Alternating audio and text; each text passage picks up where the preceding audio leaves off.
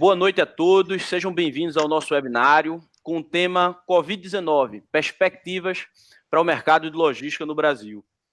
Antes de darmos início, eu gostaria de pedir a todos que se inscrevam aí em nosso canal do YouTube e em nossas redes sociais para se manterem atualizados sobre o mercado de transporte. Lembrem que o chat está disponível nesse vídeo, então participem, enviem suas dúvidas e sugestões que vamos tentar respondê-las durante o webinário. Nesse evento de hoje, vamos abordar os principais impactos da pandemia global do coronavírus no setor de transporte e logística. E vamos fazer isso através da visão experiente e complementar de nossos convidados, que eu tenho o prazer de apresentar. Estão conosco hoje Carlos Mira, fundador e CEO do Truckpad, marketplace voltado para o mercado de frete. O aplicativo Truckpad possui mais de 1 milhão de downloads no Google Play Store. Mira tem mais de 35 anos de experiência no setor de transporte e logística, já foi presidente da ASLOG, Associação Brasileira de Logística, vice-presidente de logística da BTC, que é a Associação Brasileira de Transporte e Cargas, eleito líder empresarial do setor de logística pelo jornal Gazeta Mercantil e homem do transporte do ano em 2001 pela Confederação Nacional do Transporte. É também autor do livro Logística, o último rincão do marketing. Também presente no evento, Emílio Saad Neto. Emílio é CEO da Fusion Software e Serviços, empresa de soluções em roteirização, gestão e otimização de entregas. Empresa líder no segmento atacadista distribuidor, responsável pelo planejamento de rotas diárias de mais de 20 mil veículos e 6 milhões de entregas mensais nos 27 estados do Brasil.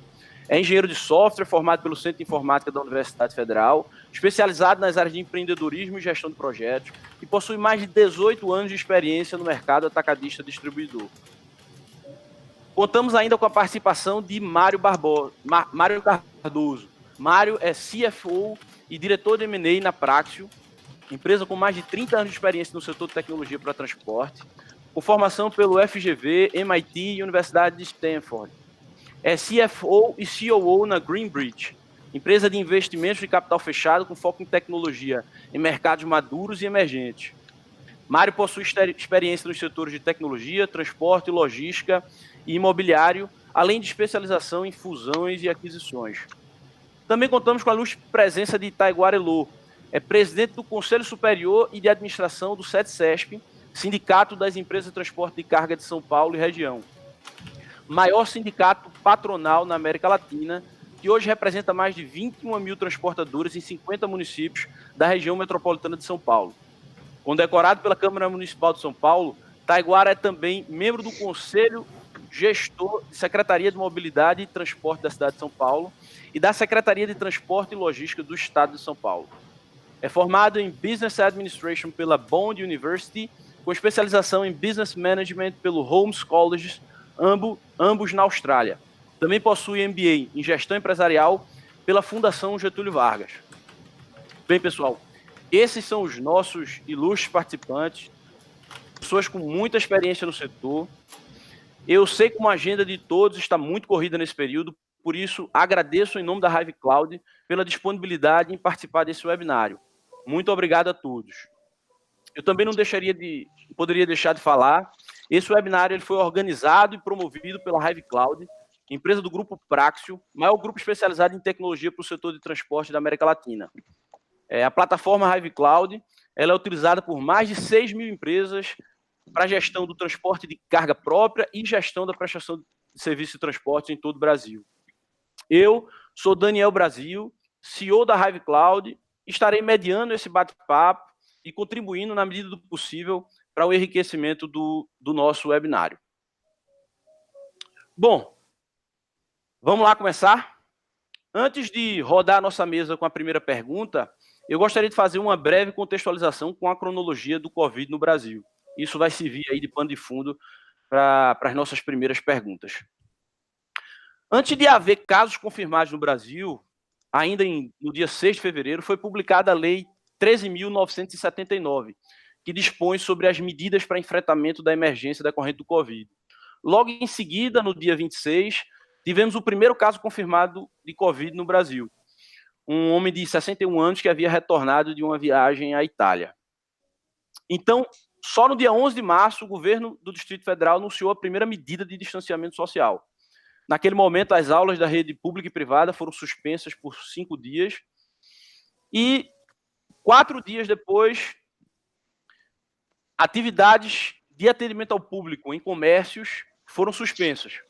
Isso aí incluiu restaurantes, bares, lojas, salões de beleza, entre outros. E aí não demorou muito, medidas similares foram anunciadas pelos governos de São Paulo, Rio de Janeiro e vários outros estados da federação. Isso nos trouxe à situação atual. Bom, com essa contextualização, eu queria fazer a minha primeira pergunta e vou direcionar ela a Carlos Mira. Mira, como é que a contratação de transportadores autônomos foi impactado pelas medidas de isolamento?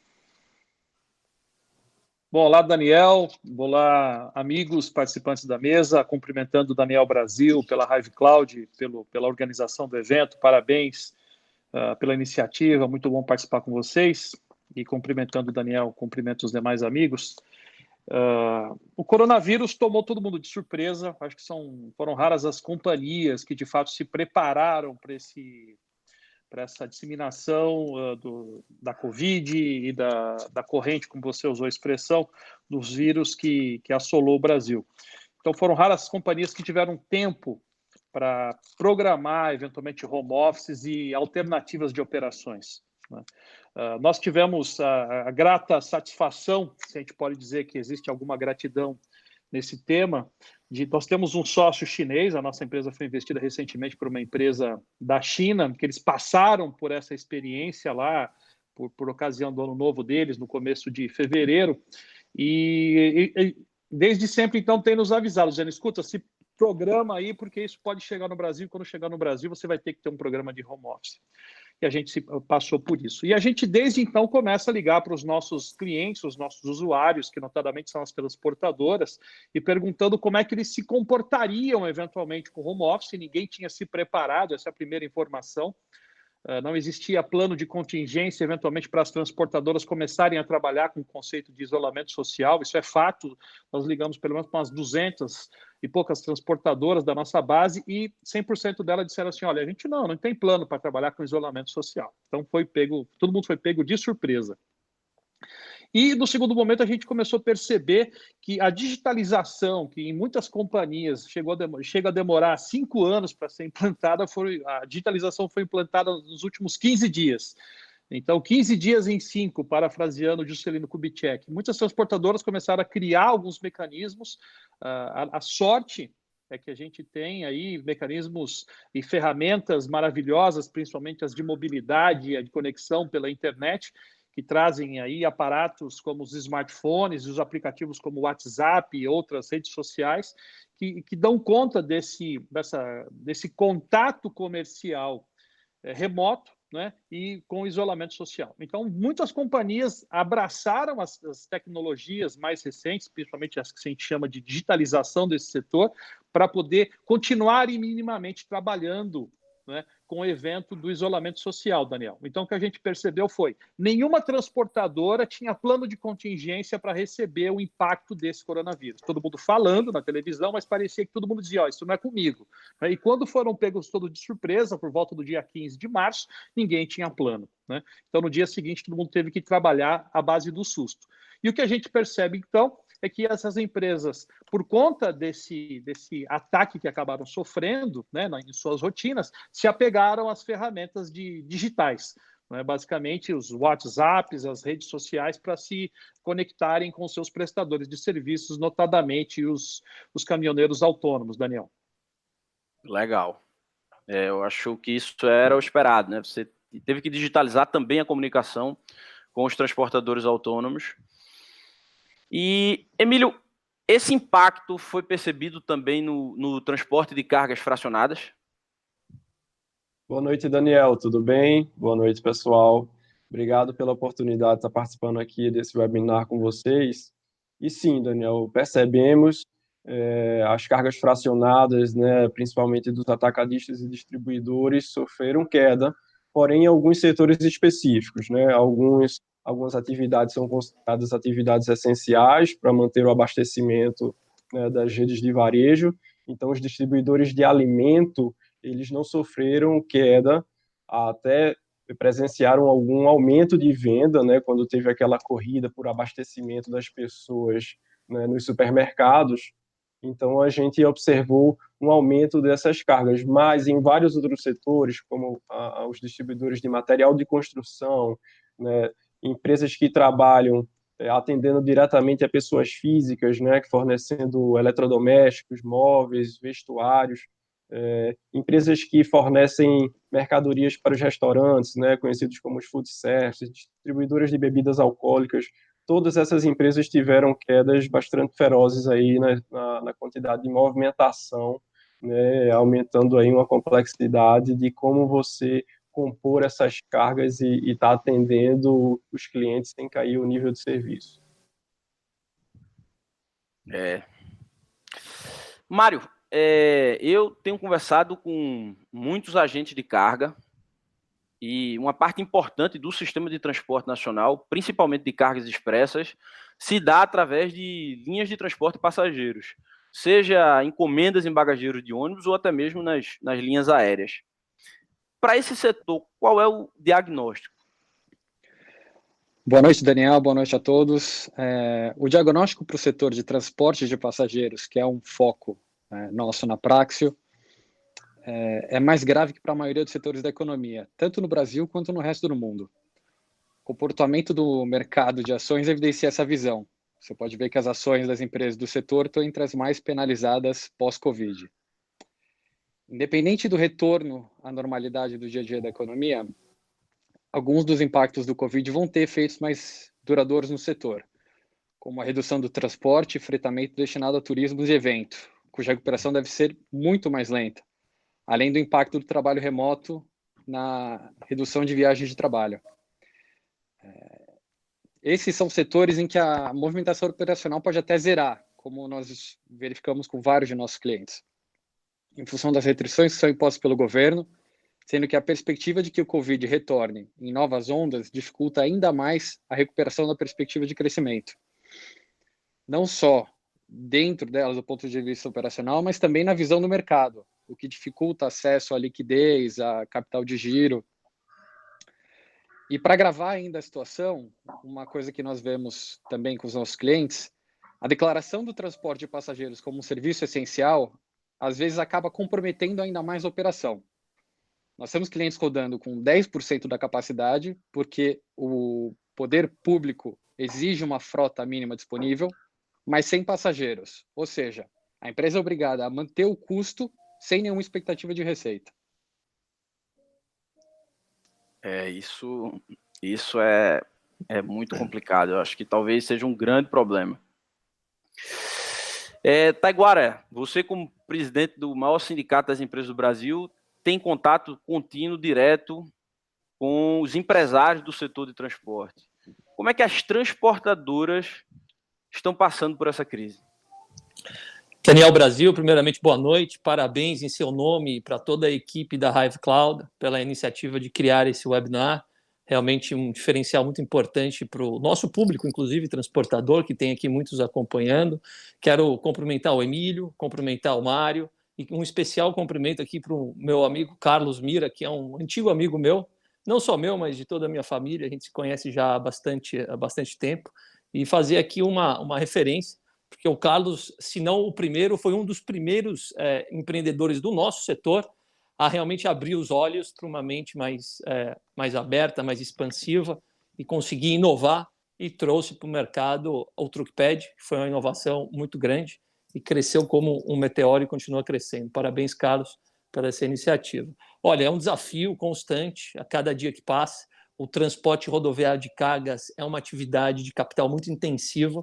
Para que você consiga remunerar todos os investimentos nesses ativos, você precisa buscar escala e eficiência.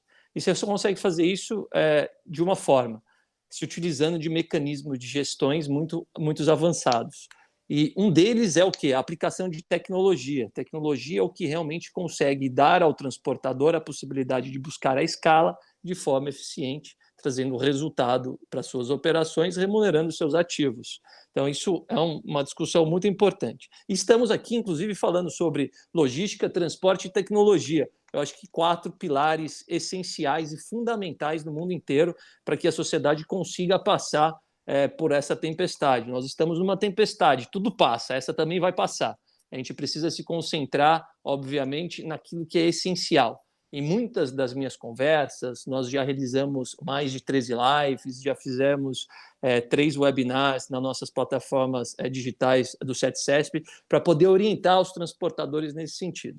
A gente precisa passar essa tempestade porque, do outro lado, a calmaria vai acontecer e a gente sabe que dias melhores virão. Então, tudo passa nessa vida e a gente tem se concentrado nisso. Nós realizamos também, e eu ouvi aqui o pessoal falando um pouco de como é que está cada um dos setores, nós realizamos, eu acho que para trazer um tempero especial, uma pesquisa semanal com transportadores. Nós já estamos na 4ª semana dessa pesquisa. A primeira semana foi do dia 26 ao dia 23. Essa primeira pesquisa apresentou uma queda nessa primeira semana de 26,1%. Segunda semana, do dia 24 ao 29, 26,9%. E aí começaram as quedas mais agudas. Do dia 30 do 3 ao dia 5 do 4, a queda foi de 38,7%. E na última semana que a gente pesquisou, do dia 6 ao dia 12 do 3, dia 12 do 4, 43,9%. Nós fizemos a divisão entre carga fracionada e carga lotação para conseguir ter realmente um aspecto diferente da outra. Na última semana, a carga fracionada bateu uma queda de 46,28%, com algumas operações, inclusive, por exemplo, do próprio e-commerce. A gente tem aqui a entrega em locais residenciais, que são as entregas para as pessoas físicas, caiu 50,28%.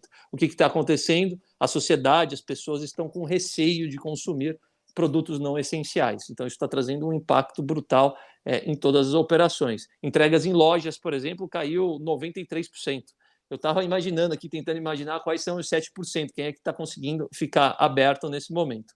Carga lotação apresentou uma queda de 41,84%, uma queda também substancial. E alguns setores, como, por exemplo, a indústria automobilística, a queda já chegou em 65%.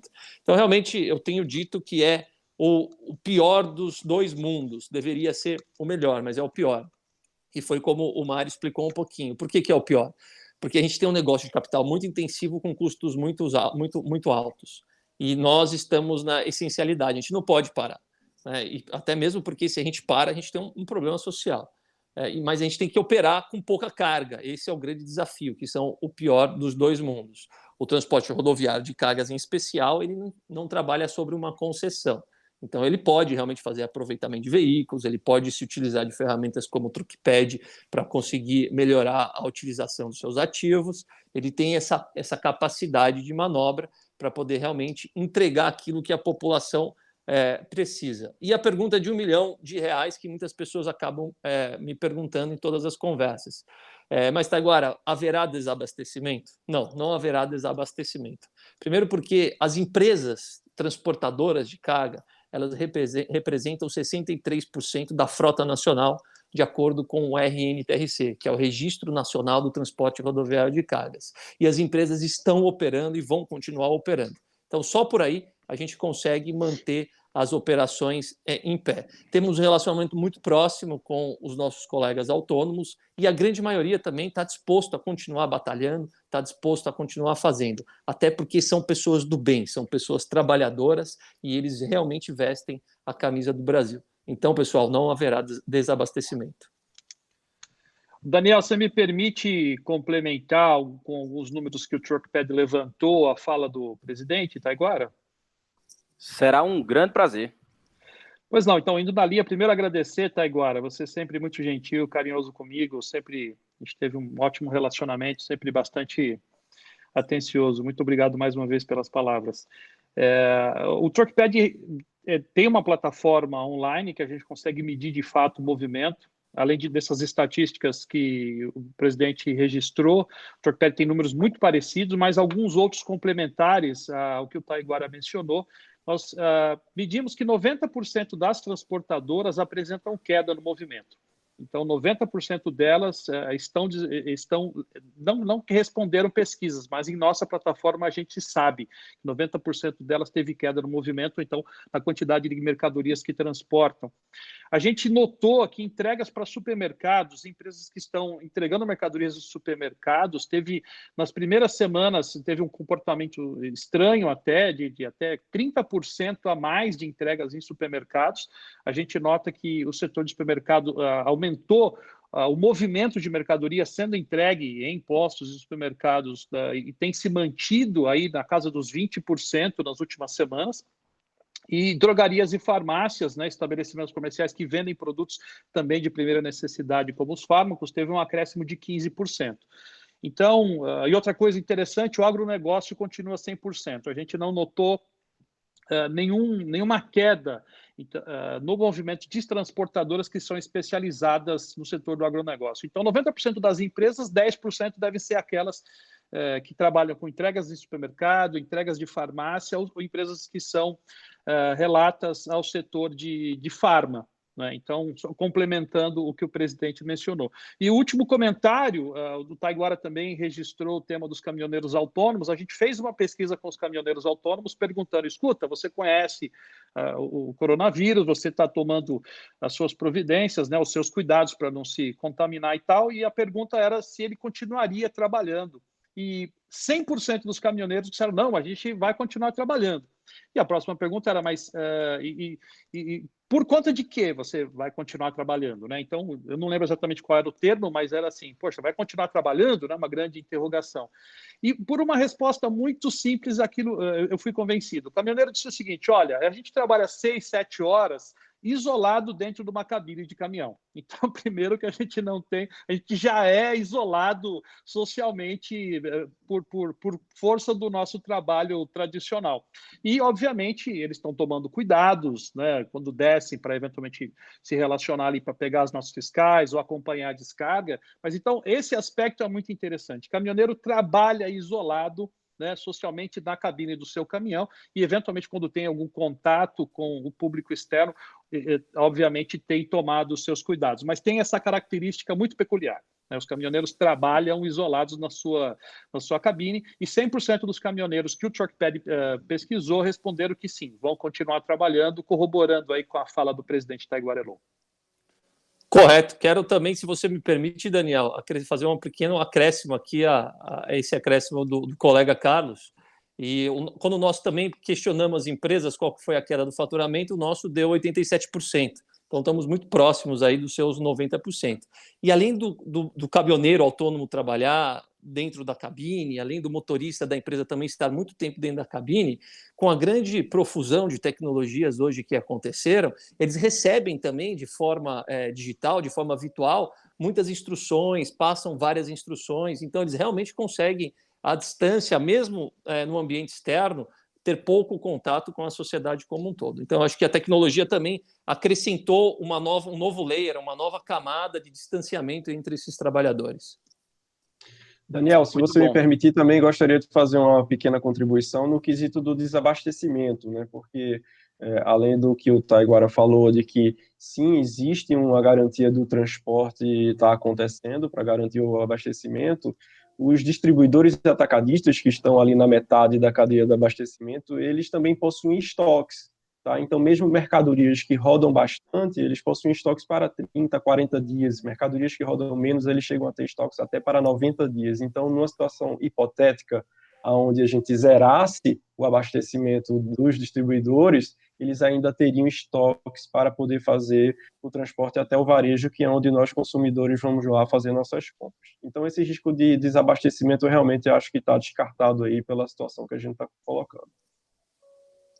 Legal. Esse é um tema que a gente ainda vai voltar aqui ao longo do webinar. A gente reservou como essa é talvez a principal dúvida da população em geral, a gente reservou um tópico específico dentro do webinar para falar desse assunto.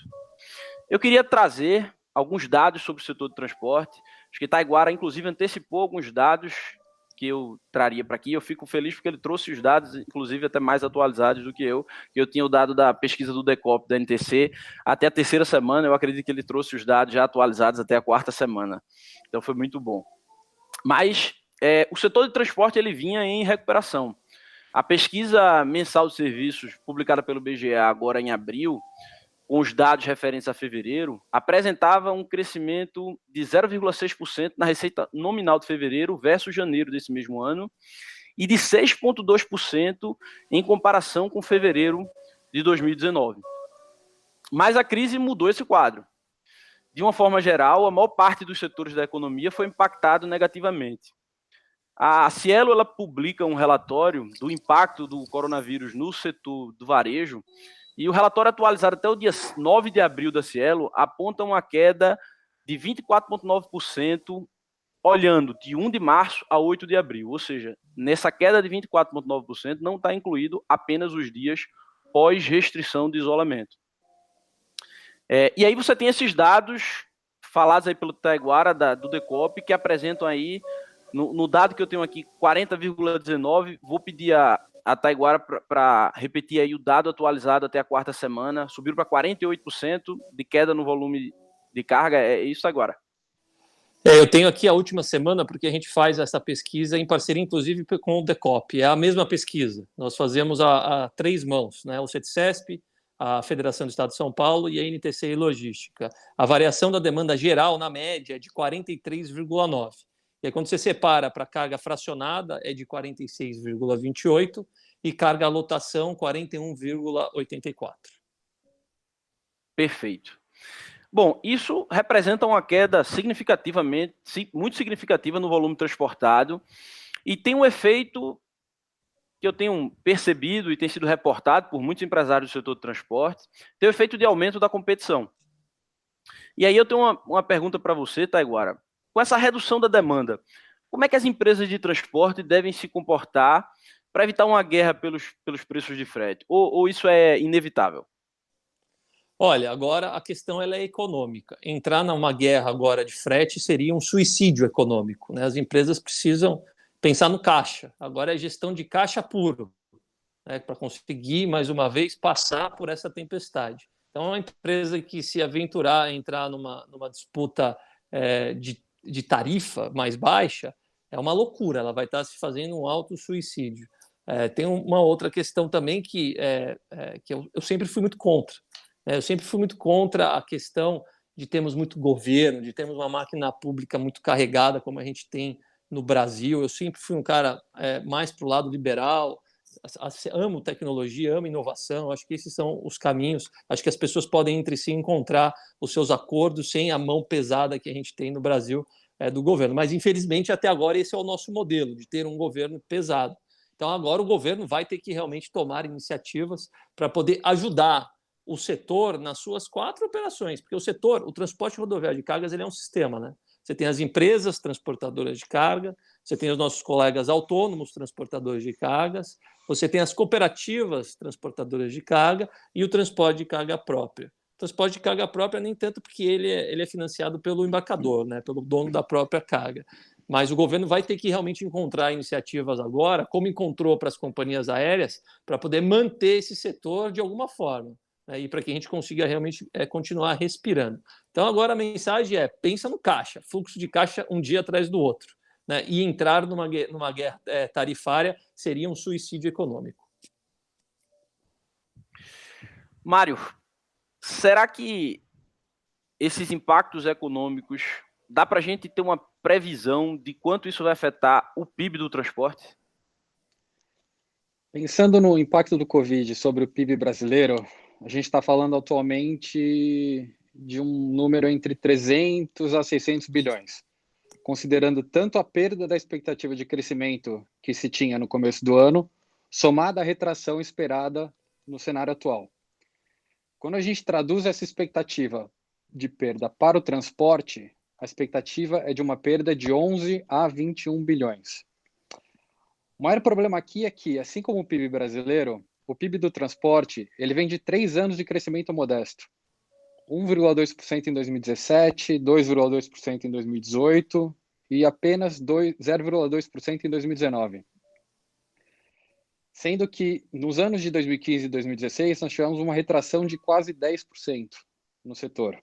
Ou seja, quando você olha esse histórico, o setor de transportes ainda está operando abaixo do nível de 2014. Assim como o PIB brasileiro, outro paralelo pode ser traçado para o do transporte. O principal fator que limita o crescimento é a falta de investimento público.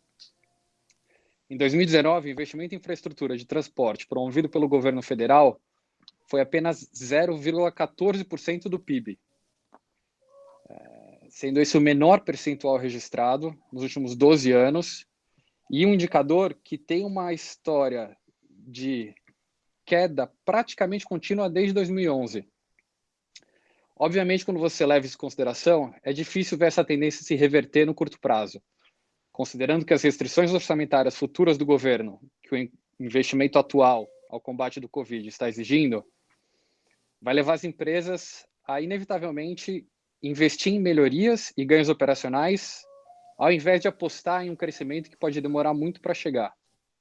Quando eu falo em investimento e ganho de eficiência aqui, eu estou falando em compartilhamento de cargas, otimização da gestão do frete terceirizado, análise preditiva de demanda, otimização de supply chain, entre outras medidas que hoje a gente consegue associar com as novas tecnologias como inteligência artificial e Big Data.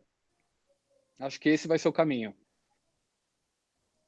E você me permite, Daniel, uma consideração com relação a essa queda? Com certeza.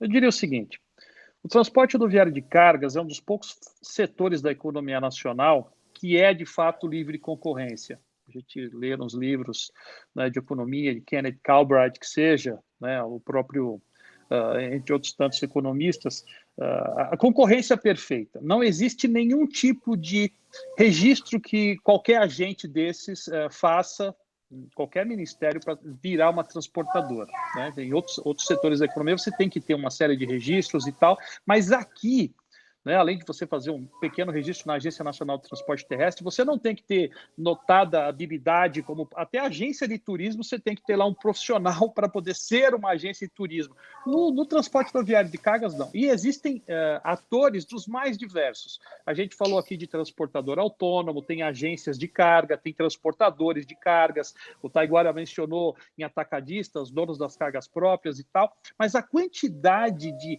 entre aspas, transportadoras que existem no Brasil e não tem absolutamente nenhum caminhão, né, porque não existe essa regulamentação, não é necessária, faz com que exista de fato essa guerra intrínseca, né, no setor de transportes. E é um setor achatado porque, veja, existe uma livre competição, uma livre concorrência. Quem quer entrar nesse setor está convidado a entrar. E, pelo outro lado, compra-se os seus insumos, né, de oligopólios e monopólios. Quais são os insumos do setor de transporte? Mão de obra, que é regulamentado, né, pelas leis da consolidação da lei do trabalho. Depois é combustível, que tem meia dúzia de distribuidores, se não a Petrobras fazendo a grande distribuição. Depois rodovias, que é um monopólio, eventualmente você não trafega para São Paulo, Rio de Janeiro, se não uma via, ou no máximo duas até São José dos Campos, né?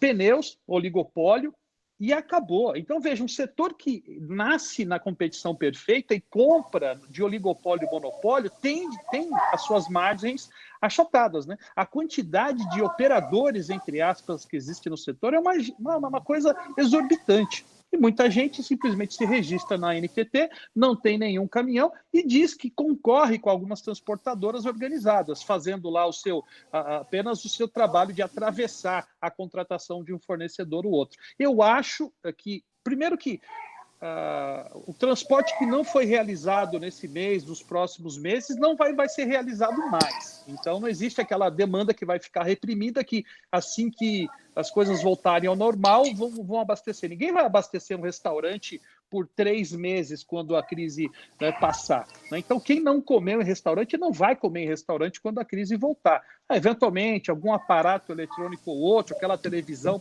mas até isso vai ser repensado, porque muita gente vai perder o emprego e a economia vai ser diminuída de fato. O que eu estou dizendo é que vai acontecer, né? Muitas empresas vão deixar de operar nesse setor, porque, primeiro, já estavam competindo, né, abaixo da linha do custo. muitas empresas entram comprando o mercado, né, financiando os seus clientes até, dá pena de ver transportadoras dando prazos de até 6 meses para alguns embarcadores pagarem o frete, né, justamente porque existem outras transportadoras à espera. A tendência, no meu ponto de vista, é que raras são as empresas que estavam, não porque se programaram, mas que estavam preparadas por passar por uma crise dessa, e o governo não vai conseguir atender a todas as companhias, porque o governo vai começar a colocar uma série de regras do tipo, olha, você tem que estar em dia com as suas obrigações fiscais, você tem que estar em dia com isso, aquilo, e muitas das empresas não estão, né? E vai ser, na minha opinião, vai ser natural que ao final dessa crise, né, se a gente pode chamar isso de crise, ou ao final desse tema coronavírus, muitas empresas vão deixar de existir no setor de transportes, Daniel. Eu queria agora tentar olhar essa crise por um prisma diferente. E eu citei recentemente agora um relatório da Cielo, mas esse mesmo relatório da Cielo que aponta queda geral no varejo, quando nós olhamos o agrupamento por setor, a gente vai ver que o segmento de bens não duráveis teve uma alta de 2,5%, enquanto bens duráveis e serviços tiveram uma queda de 40,7% e 51,8%, respectivamente. Isso indica que, em momentos de crises, surgem também algumas oportunidades. E eu queria continuar contigo, Mira, e te perguntar, como é que as transportadoras podem se adaptar para atender essas demandas que existem hoje? Essas oportunidades que terminaram sendo pequenas, mas surgindo. Será que a tecnologia pode ajudar nisso de alguma forma? Bom, se há um setor de transportes que foi, entre aspas, prestigiado pela crise do coronavírus, foi o setor de entregas de refeições, né? Então, o Trocped, inclusive, tem um mesmo investidor que investe no iFood, né? A Movile, que é a dona do iFood. Poxa, imagina a quantidade de entregas que fizeram. Empresas como a Rappi, como a Corner Shop e uma série delas não podem reclamar, né? Empresas com esse conceito de dark kitchen, por exemplo, né? Eu posso mencionar aqui o Delivery Center do meu amigo Andréas, então deve estar com um sorriso de face a face, porque, veja, esses caras que trabalham com delivery, né, na última leitura, são transportadores que fazem a última perna das entregas, esses caras estão se divertindo, né? E não são raros os casos de empresas que se organizaram para fazer o chamado crowd delivery ou crowdsourced delivery, né? E invocaram, inclusive, pessoas com seus automóveis para fazer entregas de mercadorias que sejam compradas por e-commerce. E o e-commerce, eu não estou dizendo naqueles sites maravilhosos que são super organizados. Eu estou dizendo que uma série de companhias, de pequenas lojas, comerciantes que conseguiram se organizar, criaram em redes sociais, via WhatsApp, Telegram ou no Facebook, que seja, páginas para vender eventualmente seus produtos, estão contratando essas empresas de transporte, não se engane, esses caras são empresas de transporte,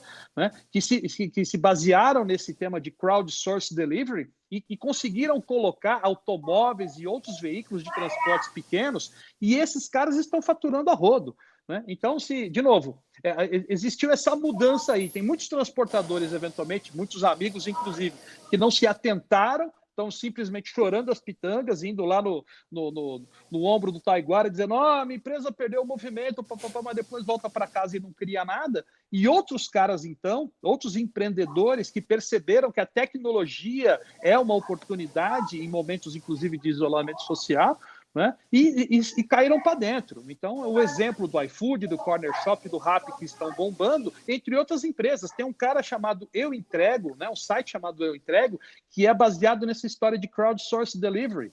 Ele está regimentando todo mundo que quiser fazer entrega de bicicleta, de patinete, a pé, de automóvel, se tiver caminhãozinho, se tiver uma van em centro urbano, e está entregando para todo mundo. Então, veja, há oportunidade nessa crise. Obviamente, aqueles mesmos conceitos tradicionais de transporte, né, que a gente brinca lá da Vila Maria, esses realmente estão passando sufoco. E aí, se reinventar com a tecnologia, Daniel, seria o grande barato para esses caras nesse momento. Taiguara comentou sobre que houve queda também no setor do e-commerce, mas alguns segmentos específicos tiveram expressiva alta. A gente pode falar aqui do segmento de saúde, supermercados, beleza e perfumaria. Algumas redes de supermercado, inclusive, viram seus canais de e-commerce triplicar em uma única semana. Mas a gente sabe que existem muitas dificuldades na operação dessa distribuição porta a porta. Emílio, quais são os grandes pontos de atenção que a gente precisa ter nessa mudança de modelo de distribuição, saindo de um modelo de distribuição tradicional para esse modelo de distribuição porta a porta? Legal. Daniel, a gente está percebendo que, até como o Carlos comentou, né, as pequenas empresas, os pequenos varejos, aí, digitalizando suas vendas, né, estão impedidos de abrir portas, o cliente não consegue ir ao seu estabelecimento, colocam e-commerce, seja uma venda pelo próprio Instagram, enfim, alguma plataforma de venda utilizando a tecnologia RAP para fazer as suas entregas. Mas isso também vem acontecendo muito fortemente até em empresas de grande porte, tá? A gente trabalha com bastante atacadistas e distribuidores e nesse nicho as empresas já estavam buscando a digitalização de suas vendas através de implantação de sistemas de e-commerce, né? E aí, com essa crise, a gente vê uma disparada, né, nessa ação de implantação do e-commerce e da venda, tanto para o varejo de uma forma digital, então já está subindo, né, porque sempre as pessoas físicas tendem a adotar as tecnologias primariamente. Depois você sobe isso para a cadeia de abastecimento, então já estamos falando que o distribuidor atacadista já está assim digitalizando, entregando, vendendo de forma digital para o varejo e também para a pessoa física, né? E eu chamo a atenção porque esse é um desafio muito grande. Quando você trabalha com um modelo tradicional de pré-venda, onde você tem um representante e o RCA, né, o vendedor próprio da empresa fazendo a sua venda, você consegue meio que prever a sua demanda, né? Então você tem aquele volume de venda que acontece historicamente na sua empresa. Quando você vai para o lado da venda digital, a demanda, você perde o controle de como vai vir essa demanda, né? Então, tanto faz numa segunda-feira você ter uma venda bem mais baixa e aí, consequentemente, você não tem ordens de entrega, mas numa quinta ou sexta ou até mesmo num sábado você tem uma enxurrada de pedidos e isso pode ser focado numa determinada região ou específica de mercadorias, né? Então, o desafio, né, quando você está falando da implantação de e-commerce ou digitalização das suas vendas, o desafio é muito maior, né? Essa imprevisibilidade das vendas, né, passa a dificultar e tornar o desafio das montagens das cargas muito maior, né? E aí o que eu digo, é imprescindível recorrer à tecnologia, né? E aí, até pegando o gancho da pergunta anterior, né, a tecnologia pode ser uma oportunidade. Nesses momentos de crise, termina sendo quase que obrigatório você recorrer à tecnologia, né? Porque ou você otimiza o seu processo de uma forma brusca, ou você vai recorrer à tecnologia para manter ou melhorar o seu nível de serviço, reduzindo o custo. Porque reduzir custo baixando o nível de serviço é fácil. O desafio nesse momento é realmente manter o nível de serviço com a redução de custo. E a tecnologia é uma aliada muito forte nesse momento, né? Então, quando você tem, por exemplo, que é a realidade das empresas, você monta a carga baseada em rotas fixas pré-determinadas, e aí agora você implanta o e-commerce, que a demanda vem de uma forma bem mais inconstante, muito mais aleatória do que com aquela venda tradicional. Você tem que mudar a forma que você compõe a sua carga, você tem que recorrer à tecnologia. Hoje já existem softwares de roteirização como o Fusion que fazem, né, essa questão da montagem das cargas, um processamento da tua venda, da tua demanda atual, de uma forma muito otimizada. E eu ainda vou além, né? Se você olhar para grandes empresas que estão liderando a questão do e-commerce, onde a gente tem que ler, entender, observar o que é que eles estão fazendo de positivo, né? Vamos pegar um exemplo clássico aqui da Magazine Luiza, uma das empresas que mais estão se destacando aí no mercado de e-commerce nacional, né? Magazine Luiza, inclusive, cliente Fusion, ele utiliza a nossa solução para roteirizar toda a sua demanda de e-commerce, mas não é apenas o planejamento, porque quando você tem a venda digital, o teu consumidor vai querer também mais informações acerca carga dele, do pedido dele. Então, você precisa ofertar para o seu cliente final a timeline do pedido, você precisa logar se as suas entregas estão dentro do prazo ou vão ser atrasos, porque você precisa também dar uma previsão de entrega para o seu cliente final. E sem a tecnologia, como é que você trabalha dessa forma, né? Então, você tem que ter aquele aplicativo na mão do motorista para fazer o check-in, check-out, para poder você dar a informação para o cliente final, seja você um distribuidor, um varejo ou um transportador que está prestando o serviço para quem fez a venda. Se me permite, Daniel, eu vivenciei uma experiência recente com uma transportadora de encomendas, que vocês vão me permitir não mencionar o nome porque eu não tenho autorização para registrar, mas eu fiquei muito surpreso. Eu tenho mais de 30 anos de experiência nesse ramo, e aí esse cara dizia, olha, eu faço entregas em Campo Grande, do Mato Grosso do Sul. Eu falei, mas você tem filial lá? Ele falou, não tenho filial. Eu falei, mas você entrega o quê? Ele falou, faço 100, 200 entregas por dia na cidade de Campo Grande. Eu falei, mas você não tem filial em Campo Grande? Ele falou, não tenho filial. Você não tem um hub, você não tem um prédio, você não tem uma esteira eletrônica para fazer triagem disso? Ele falou, não tenho. E aí veja como é que ele faz. Então ele tem lá naquela cidade uma série de entregadores, independente do tipo de veículo.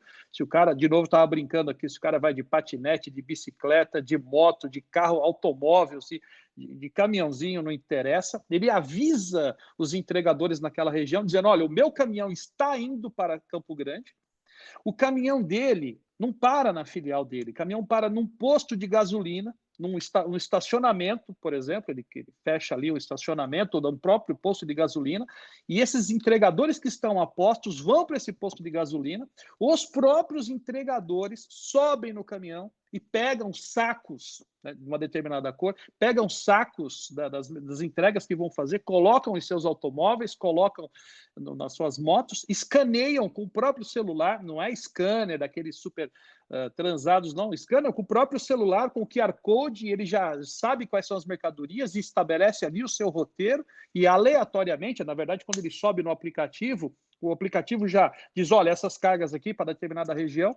Bom, o caminhão chega em Campo Grande, toma um ataque dos entregadores que estão lá postos, e em 20 minutos o caminhão é descarregado, vamos chutar aqui, dezenas de entregadores saem automaticamente para fazer as entregas, e em horas a cidade de Campo Grande está abastecida. Aquele caminhão que fez a transferência e parou no posto de gasolina, né, o posto de diesel, volta para São Paulo e acabou. Esse modelo recentemente foi criado e é uma das grandes transportadoras do Brasil, e raras são as empresas tradicionais que se atentaram, né? E, aliás, o cara que está fazendo isso, os caras que trouxeram isso, não são nenhum desses caras tradicionais do setor. Esse é um exemplo prático de como a tecnologia é disruptiva e como a tecnologia, como registrou o Emílio, está criando novos negócios e novas formas de fazer negócio. Então, eu fiquei surpreso, e eu mesmo no primeiro momento achava divertido, mas você não tem filial, você não tem esteira lá em Campo Grande, você não tem funcionários, você não tem nem CNPJ, como é que você vai fazer isso aí? O cara me explicou, eu caí para trás. E não é só em Campo Grande, não. Não sei se muitos de vocês já devem ter percebido, rodando pelas cidades e alguns estacionamentos que são cercados simplesmente, os caras colocam umas tendas, entra o caminhão lá com um lote de mercadorias, esse caminhão é atacado, né, entre aspas, por motos, veículos de toda sorte de tamanhos, né, que aí carregam esses pequenos veículos e fazem as entregas no Last Mile. Então, por que eu estou mencionando isso? Porque a saída, né, para eventualmente essa crise, a mercadoria, os clientes, os embarcadores estão escolhendo por novas alternativas, e as alternativas são criadas notadamente baseadas em novas tecnologias, e tecnologias baseadas em smartphones, os aplicativos que vieram para ficar, estão criando soluções cada vez mais maravilhosas e criando oportunidades novas de negócio, Daniel. Excelentes exemplos. Eu queria agora mudar um pouquinho de tópico. Eu queria tratar um pouco agora legislação e as medidas, na verdade, foram anunciadas pelo governo para ajudar as empresas a vencer essa crise. No dia 20 de março, foi publicado pelo Senado Federal o Decreto Legislativo número 6, que reconhecia o estado de calamidade pública. Em conjunto, também no dia 20, foi publicado o Decreto 10.282, que estabelecia a atividade de transporte como essencial. Mário, inclusive, já comentou um pouco sobre isso. Só que após isso já foram publicados mais de 218 atos legislativos. Mário, como é que esse pacote de medidas pode ser aproveitado pelas empresas de transporte para manter sua capacidade operacional? Bom, como você comentou, Daniel, nós já falamos um pouquinho sobre essa declaração do essencial, sendo que esse foi um pleito das associações e dos sindicatos do setor para tentar proteger as empresas de transporte durante a crise. A ajuda que é concedida por esse reconhecimento, no entanto, ela é limitada pela redução de 30%, 40% ou ainda mais de um percentual maior da demanda que é sofrida atualmente. Uma esfera que está completamente fora do alcance do governo.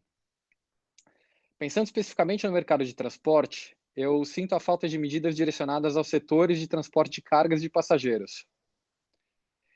Em outros países, como nos Estados Unidos, por exemplo, essa declaração de serviço essencial, ela vem em conjunto com medidas práticas de alívio ao setor, como subsídios ou, no caso do transporte de passageiros, aumento dos repasses.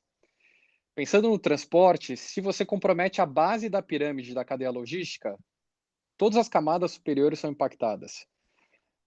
Algumas das medidas mais esperadas pelo setor são linhas de crédito com carência estendida, juros reduzidos, suspensão da PIS e do COFINS, que são impostos que incidem independente do resultado final da empresa, a eliminação temporária de impostos sobre combustíveis. Com relação às medidas mais gerais que foram concedidas, como redução de jornada, suspensão de contratos de trabalho e postergação dos impostos, eu acho que vale uma máxima comum no mundo de investimento, que é o cash is king. As empresas devem olhar para dentro nesse momento e buscar eficiência operacional, reavaliar o seu tamanho e olhar para o futuro de uma forma mais conservadora. Muitos gestores de empresas de transporte que analisavam apenas o tamanho da frota e o volume do frete contratado vão ter que se reeducar para entender a estrutura de custos da sua organização, o volume de frete contratado e a margem de contribuição de cada linha de receita, sempre pensando na geração de caixa, como o próprio Taiguara já comentou. Conversando com alguns empresários do setor, eu vejo que a maioria das empresas tem optado por medidas temporárias, como férias coletivas, banco de horas, redução de jornada e suspensão de contratos de trabalho. Esse discurso ele foi reforçado com o resultado de uma pesquisa da CNT, divulgada essa semana, em que menos de um quarto dos entrevistados afirmou que acabaram recorrendo a demissões. Ou seja, o momento agora é reunir os gestores da empresa, criando ou não um comitê de crise, mas fazer esse olhar para dentro, incluir a área financeira e analisar cada uma das alternativas que foram introduzidas pelo governo, para indicar qual a melhor solução para o seu negócio. Não tem uma receita de bolo aqui. Nós temos diferentes graus de paralisação e de redução em cada uma das empresas. Apesar da maioria das medidas introduzidas pelo governo serem focadas no alívio temporário da situação de caixa, como eu falei, eu acho que esse é o momento das empresas avaliarem melhorias permanentes na organização, uma vez que o Covid pode ter um comportamento em ondas e a gente vai precisar dessa reeducação, desse fôlego no futuro. Eu também queria aproveitar, Mário, esse momento para relembrar aqui algumas das principais mudanças que essas legislações, esses atos legislativos trouxeram para o segmento de transporte. No âmbito da NTT, a gente teve a portaria 117, que suspendeu por 90 dias as fiscalizações nos postos de pesagem que estão sob concessão da NTT. A gente teve a resolução 5878, de 26/3, que suspende os prazos processuais administrativos da NTT, de apuração de infrações e penalidades relacionadas à legislação de transporte. Teve a resolução 5879, que flexibiliza vários prazos no âmbito do transporte e de produtos perigosos, como prorrogação do RNTRC e do OTM por 120 dias, suspende por 90 dias a obrigatoriedade de atualização do cadastral da frota, que é necessário ser feito no RNTRC, altera a obrigatoriedade do CIOT para todos, que era o mecanismo que a NTT havia criado para fazer a fiscalização da tabela de frete mínima. Isso entraria em vigor no final de março e foi prorrogado. Também houve a suspensão das validações relacionadas ao RNTRC e à frota do veículo na emissão do manifesto eletrônico. E teve um anúncio aí importante também, que foi a implementação do RNTRC virtual. Eu vou pedir para o nosso time adicionar na descrição desse vídeo um link para uma live realizada com a assessoria jurídica da NTC Logística, que aborda em detalhes esses pontos. Acho que vale a pena, tem muita informação relevante para todo o setor do transporte que foram tratados nessa live. Bom, eu queria agora retomar um ponto importante, nós já falamos de forma introdutória sobre ele, mas é inevitável que existe uma pergunta que o mercado está fazendo sobre a manutenção dos serviços de transporte e, consequentemente, a manutenção do abastecimento. Após a greve de 2018, a sociedade percebeu a grande importância do transporte rodoviário de carga, a greve dos caminhoneiros. Há uma preocupação especial com essa manutenção de abastecimento. Tive acesso à pesquisa da CNT, que publicou os impactos do transporte de carga, o impacto do Covid no transporte de carga, e ela apontou um dado que eu achei muito preocupante. 53,7% das transportadoras responderam que tem recurso para operar por no máximo um mês. E hoje você vê uma queda no faturamento, as empresas também com capacidade de pagamento comprometida. E aí eu queria reforçar essa pergunta: há risco dessas empresas perderem a capacidade operacional e isso prejudicar a cadeia de abastecimento?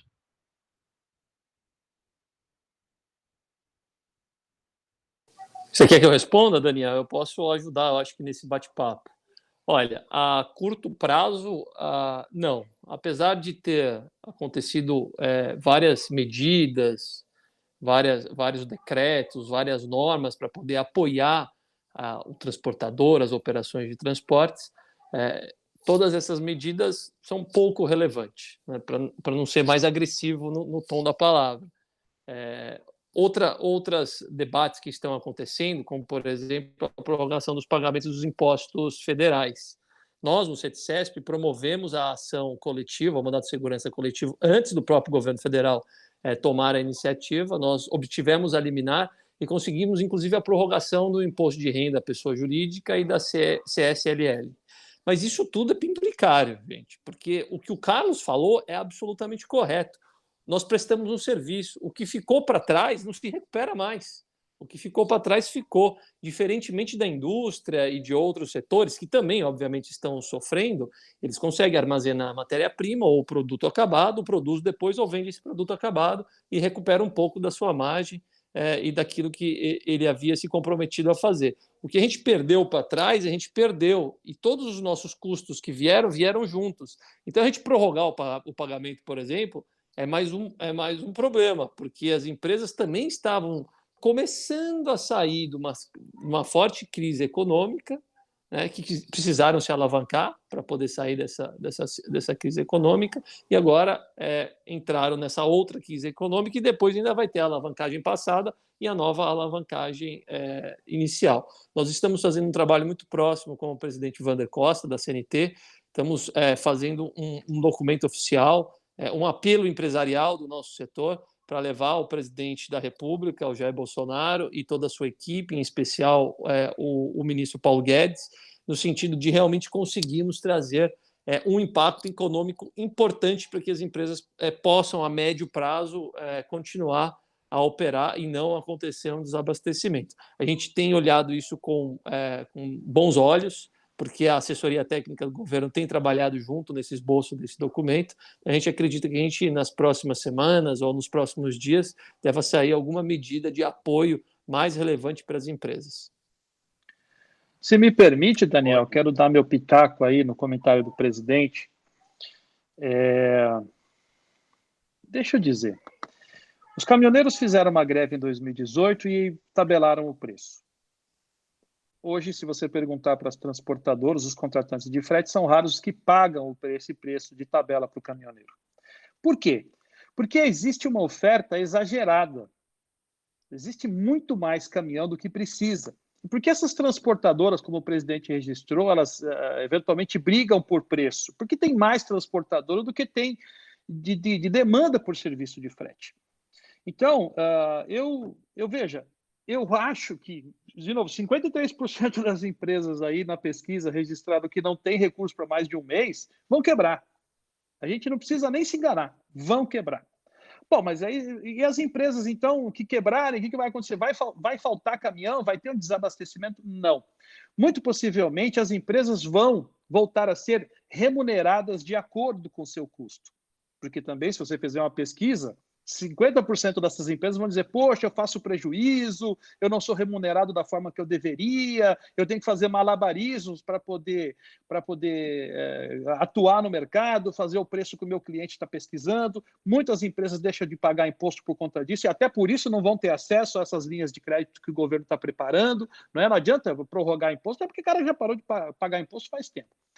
Em resumo, eu acho o seguinte, tem empresas demais, transportadores demais, e por isso que a guerra de preço continua, por isso que trabalham com prejuízo, porque muitas delas acabam se alfinetando, e oferecendo preços abaixo da linha de custo. Muitas porque não sabem nem fazer o custo, não sabem nem calcular o custo, simplesmente perguntam para os seus clientes, olha, quanto que a empresa A está fazendo de frete para você? Ah, é 10? Então eu vou fazer a 9.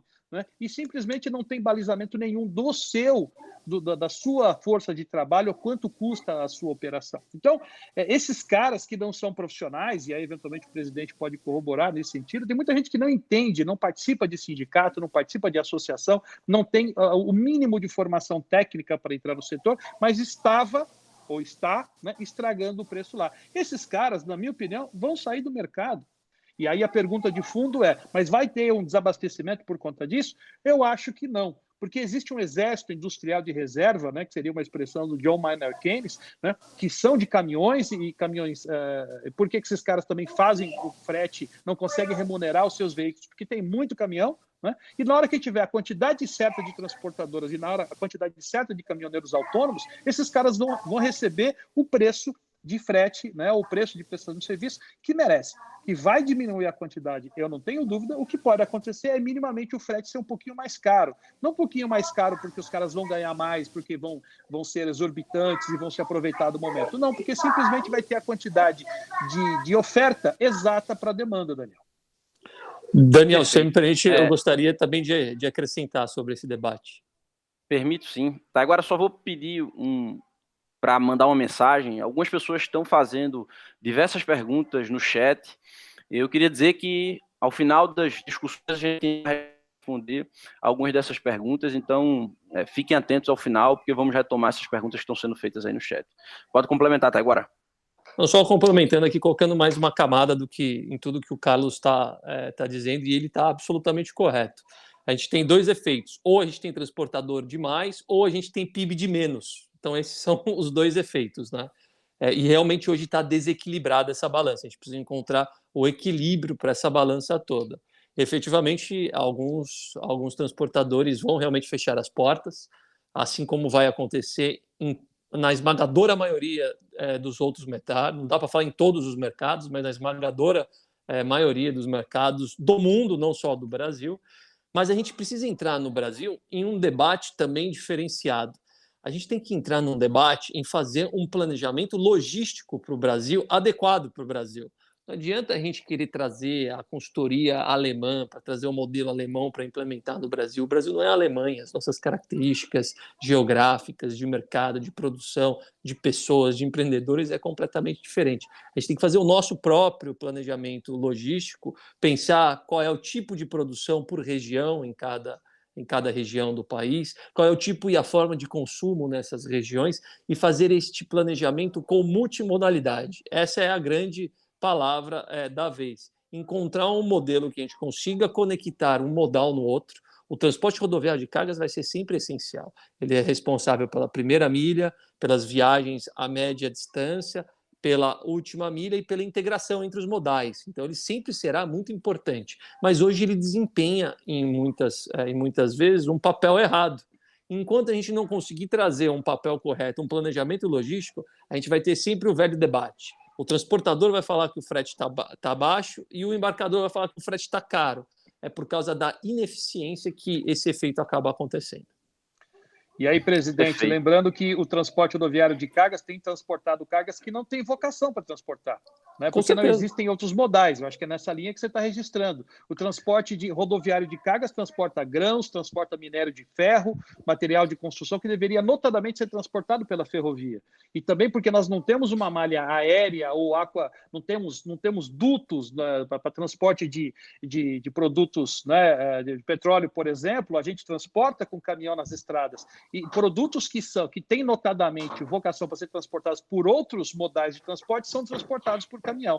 Então, o caminhão acaba sendo culpado por isso, mas por conta dessa falta da infraestrutura, o abandono dos outros modais que o Juscelino Kubitschek, que me perdoem meus amigos mineiros, né, cometeu. Ele simplesmente resolveu trazer a indústria automobilística para o Brasil, dizendo, olha, traz a indústria automobilística aqui que eu vou acabar com os outros modais, não vou mais investir em ferrovias, em portos, nem dutovias, por exemplo, né, pintando as estradas de asfalto, e a indústria automobilística veio para o Brasil. Abandonou, quebrou a rede ferroviária federal, quebrou as companhias todas de navegação, não se implantou dutos viários, e o transporte rodoviário de cargas, ou os caminhões, acabaram assumindo essa responsabilidade. Não tem vocação o caminhão para transportar 100% das mercadorias, não é, ou quase 100% como é hoje.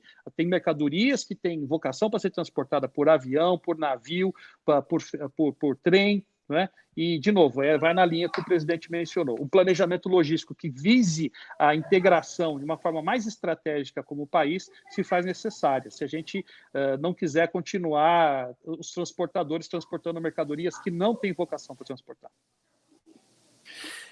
Emílio, a gente tem visto aí diversos relatos de dificuldade de alimentação, estadia, higiene para os autônomos nas estradas. A gente também viu aí que a pesquisa CNT indicou que 52% das transportadoras já estão registrando que está mais difícil realizar as entregas. E também temos visto o aumento nos prazos da entrega. E aí, eu faço uma pergunta. Essas dificuldades que estão sendo encontradas, elas podem impactar de alguma forma no abastecimento? E também faço outra pergunta. Será que existe uma forma de, através da tecnologia, vencer esses obstáculos? Sim, Daniel, a gente está observando aí toda essa oscilação da demanda, né? Uns setores com oscilação demais, outros setores praticamente zerando a oscilação, e a gente termina percebendo que a complexidade para você montar, consolidar suas cargas aumentou muito, né?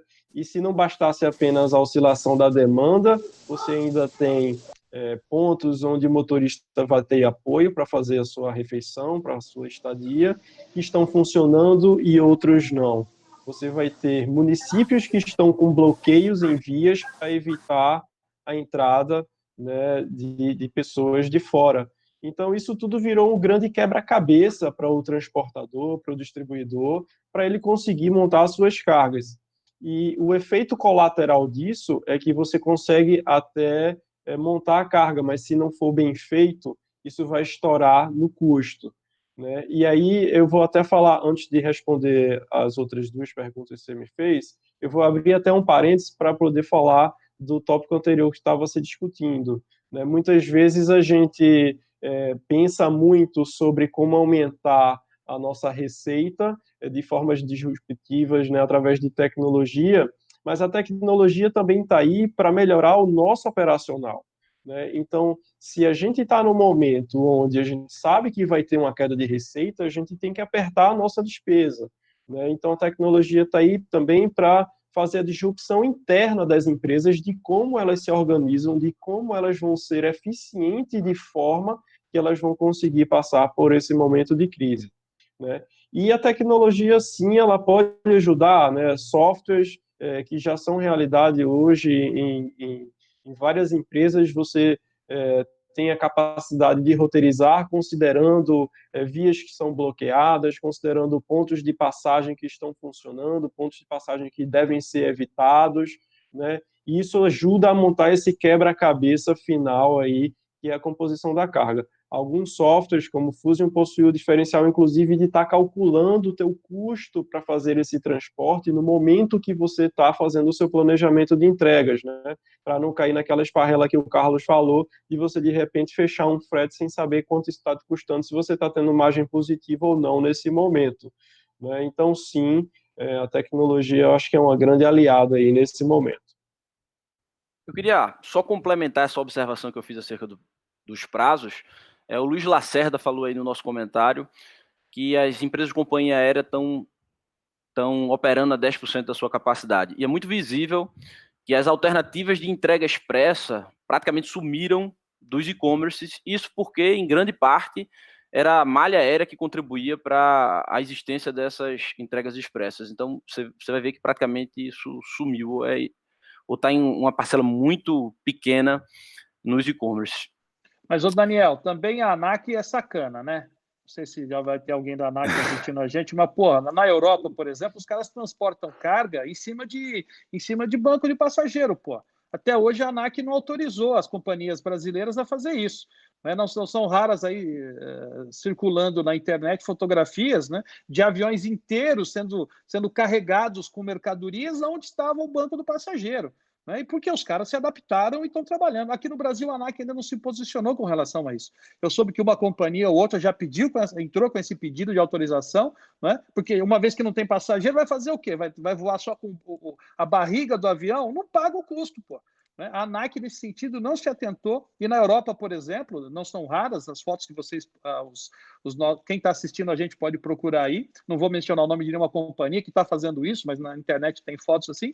As empresas já estão operando. Então, aí, na verdade, o governo faltou o governo essa sensibilidade, ou então as entidades de apoio às transportadoras de aéreas, né, que se posicionassem na ANAC, Daniel.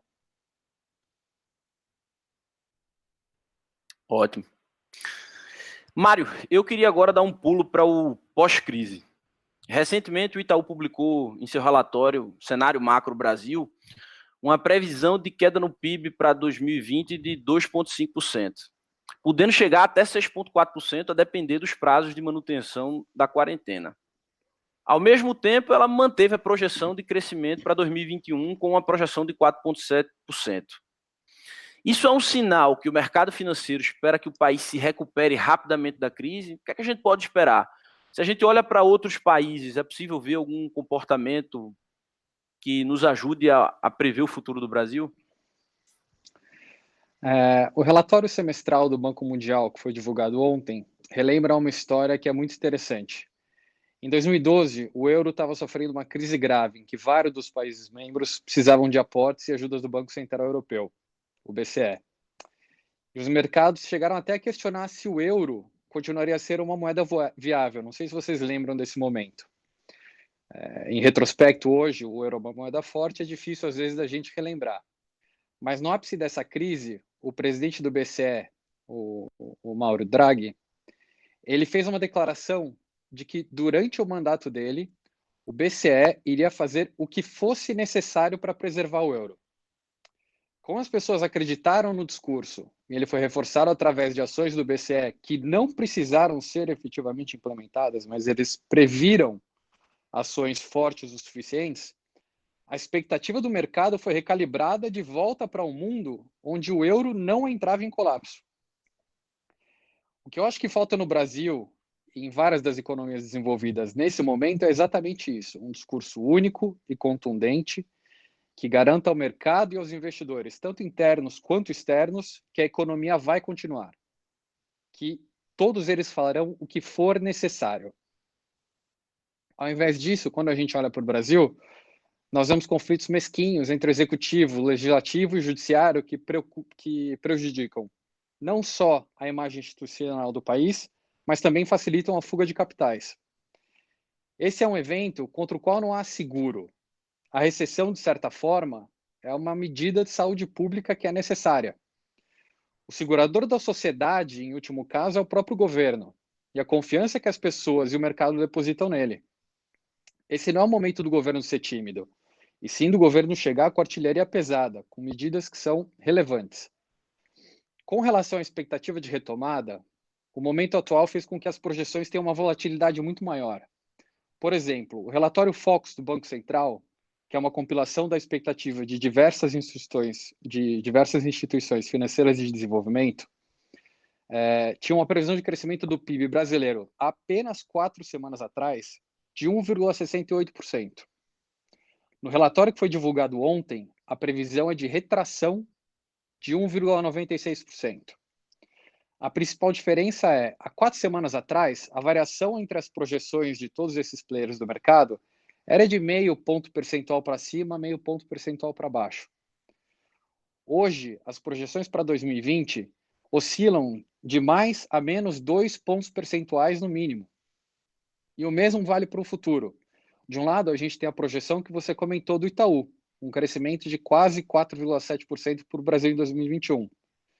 De outro, a gente tem o Banco Central e o Banco Mundial, que projetam um crescimento mais tímido, de 2,6% a 2,7%. O resumo é que qualquer projeção que é feita hoje deve ser interpretada com cautela, porque a gente não vê nenhum consenso entre os economistas devido à falta de previsibilidade atual. Nos países desenvolvidos como o Brasil, a gente enxerga que esse impacto vai acontecer em 3 frentes. A primeira, que é a consequência direta das medidas restritivas sociais, como redução de demanda e oferta, trabalho remoto, impacto na indústria de entretenimento, do turismo. A segunda é um efeito do termo de troca comercial, que é, uma vez que esses países em desenvolvimento normalmente são produtores e exportadores de commodities, espera-se uma redução de preço da commodity e da exportação no momento pós-Covid significativa, enfraquecendo a nossa posição.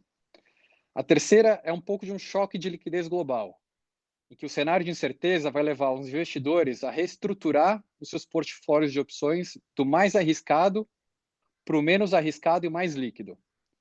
Ou seja, pensando no Brasil, isso é traduzido em fuga de capital, que pode levar a um aumento no custo de captação, que é algo que a gente já, de certa forma, vê hoje, apesar da intervenção do governo, e a depreciação da moeda, que a gente também já sentiu de forma rápida.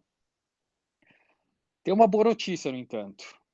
Foi feita uma análise na Universidade Johns Hopkins, nos Estados Unidos, dos dados da China, da Europa e dos Estados Unidos, que mostram que o índice diário, ou seja, a mensuração diária da atividade econômica, é diretamente afetada pela evolução ou redução da quantidade de novos casos do Covid. Isso fica ainda mais evidente quando a gente olha o caso da China, em que em janeiro o índice diário de atividade econômica foi de 100 para 30 no ápice da identificação de novos casos. Olhando agora para março, a gente já vê esse índice retornando à casa de 80 na entrada de abril, com o arrefecimento dos novos casos. Então, acho que tem sim uma esperança de que as medidas vão ser efetivas e a gente vai ter essa recuperação, mas esse tipo de projeção hoje é a mesma coisa que projeção cambial. Se você fizer, é para errar. Bom, eu fico feliz que você pelo menos terminou com algumas expectativas positivas. É óbvio que eu acredito que isso está muito atrelado a essa extensão dos prazos de quarentena e das medidas de isolamento social que terminam restringindo a atuação do comércio. Mas o nosso webinar está chegando ao fim e eu queria olhar um pouco para o futuro. Nós não sabemos ao certo a duração dessas medidas de isolamento, mas sabemos que em algum momento nós voltaremos ao normal. Entretanto, existe até uma compreensão muito clara de que esse normal do futuro não será o normal do passado. Mudanças na política de gestão de estoques, revisão das cadeias de suprimento global, transformação digital, diversificação dos canais de distribuição, tudo isso está na agenda dos principais dirigentes. Com certeza a logística não vai ser a mesma. Taiguara, o governo ele é muitas vezes um entrave à transformação digital no transporte. Se você pega um exemplo prático aí, apesar dos principais documentos fiscais do transporte serem eletrônicos, ainda se faz necessário imprimir diversos documentos, como DANF, DACT, manifesto, arquivamento e comprovante de entrega. Mas a gente viu aí, eu falei sobre isso anteriormente, você teve a NTT aí anunciando o RNTRC 100% digital. Será que a gente vai ver uma aceleração na digitalização e desburocratização do transporte? Daniel, os governos do mundo inteiro estão sempre atrás da iniciativa privada e da transformação digital. A transformação digital realmente ela atropela os governos como um todo, porque o governo não tem capacidade suficiente de mudança como a iniciativa privada e como os mercados conseguem mudar na velocidade que eles mudam. Nós temos realmente uma complexidade tributária no Brasil muito grande, mas temos um sistema de documentação eletrônica bastante eficiente em certo modo. Por que bastante eficiente? Porque consegue abrigar essa complexidade toda, mas muito ineficiente do ponto de vista tributário de mercado, né? Porque realmente é muita coisa. Nós conseguimos, através de um trabalho que eu comecei há 4 anos atrás, eu levei 4 anos para convencer o governo, convencer as agências de implementar, por exemplo, no Brasil, o POD digital, que é o Proof of Delivery, o comprovante de entrega digital. Nós conseguimos, depois de muito sufoco, e de mostrar para alguns empresários, olha, dá uma olhada na tua operação, o quanto de comprovante de entrega você tem armazenado. E o pessoal foi olhar e voltaram com as informações que eu fiquei também estarrecido. Empresa com 90 milhões de comprovante de entrega armazenados, fazendo a operação e a logística reversa disso tudo do Brasil inteiro. Apesar de ter no aplicativo, tinha que trazer o papel de volta também por uma questão tributária. Conseguimos agora esse avanço do RTC digital, mas eu acho que o governo vai estar sempre para trás. Nós, como iniciativa privada, vocês do lado do empreendedorismo de tecnologia, nós vamos sempre atropelar o governo, isso vai ser natural. A gente tem que buscar realmente uma simplificação geral de tudo que a gente faz para conseguir realmente eficiência e buscar escala num aspecto de economia globalizada, para entrar realmente no jogo de economia globalizada. Para pensar do ponto de vista de logística mundial, o Brasil tem um posicionamento muito importante, muito relevante. Né? E às vezes isso não está nas nossas discussões, porque a gente tem uma concentração de matéria-prima gigantesca no Brasil, né? Outra concentração de matéria-prima tem um pouco lá no continente sul-africano. Essas matérias-primas todas dão a volta no mundo inteiro, vão parar lá nos tigres asiáticos, são transformadas com capital intelectual dos principais países, Estados Unidos e Europa, e às vezes também recursos financeiros. Aí os produtos com valor agregado dão a volta no mundo inteiro, todinho novamente para fornecer os principais mercados, Estados Unidos e Europa. Nós somos aqui o território com maior concentração de matéria-prima, mais próximo do maior mercado mundial, que é o próprio Estados Unidos. Então, a gente precisa realmente simplificar o país, industrializar o país, mesmo que seja com propriedade intelectual de fora, mesmo que seja com recursos, porque a gente vai estar desenvolvendo o nosso país, empregando as nossas pessoas e capacitando elas para trabalharem. E entrega aqui do lado, né? Uma logística muito mais eficiente do que dar toda essa volta no planeta todo. Emílio, nessa revisão de decisões gerenciais, eu acho que uma vai ser inevitável. O mercado atacadista distribuidor ainda possui uma grande frota de veículo próprio, né? E acho que a tabela de frete mínimos aí da NTT fez muitas empresas também revisarem planos de terceirização. Porém, em situações como essa, ter ativos próprios se demonstrou uma grande desvantagem. Você acredita que esse evento vai influenciar essa decisão de propriedade de frota no setor? Sim, Daniel, acredito. Na verdade, o setor atacadista distribuidor já vem numa tendência de terceirização de frota, né? Isso vem acontecendo lentamente, como você bem colocou, a tabela mínima de frete aí deu uma atrapalhada nesse processo. Mas o que acontece? Pela minha experiência aí nos últimos anos com o distribuidor, eu percebo que eles estão muito preocupados com o nível de serviço para o seu cliente final, né? Então, muitas vezes o varejo ele prefere até comprar num distribuidor que entregue muito bem, mas que cobre 1 ou 2 centavos a mais no preço unitário da sua mercadoria, né? Então, o distribuidor ele está antenado nisso, ele está de olho nisso, né?